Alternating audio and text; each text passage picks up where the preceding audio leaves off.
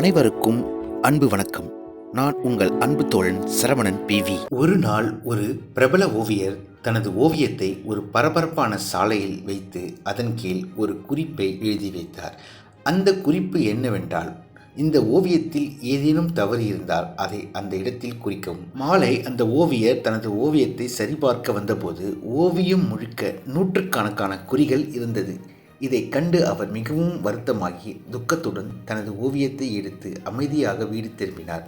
இந்த அனுபவம் அவருக்கு சோகத்தை அளித்து அடுத்த சில மாதங்கள் ஓவியம் வரைவதை தடுக்கவும் செய்தது. இதை கண்ட அவரது தாயார் மகனை பார்த்து மிகவும் வருத்தப்பட்டு மகனிடம் கூறினார், நாம் இன்னொரு முயற்சி செய்யலாம்.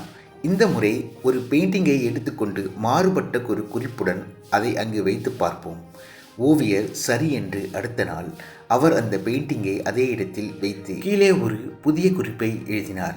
இந்த ஓவியத்தில் ஏதேனும் தவறு இருந்தால் அதை திருத்தவும். மாலை நேரத்தில் அந்த பெயிண்டிங்கை அவர் தனது தாயாருடன் சென்று பார்க்கும்போது அது காலையிட்ட மாதிரி எந்தவித மாற்றமும் இல்லாமல் இருந்தது. இந்த அனுபவம் அவருக்கு ஒரு மிகப்பெரிய உண்மையை உணர்த்தியது. குற்றம் சாட்ட பல்லாயிரம் பேர் இருப்பார்கள், ஆனால் சிக்கலை சரி செய்ய வேண்டிய போது பலரின் கைகள் காணாமல் போகும். நம் திறமைக்கான மதிப்பை நிர்வகிக்க வேண்டியது அடுத்தவர்கள் இல்லை, அது நமக்குள் இருக்கிற நம்பிக்கையில்தான்.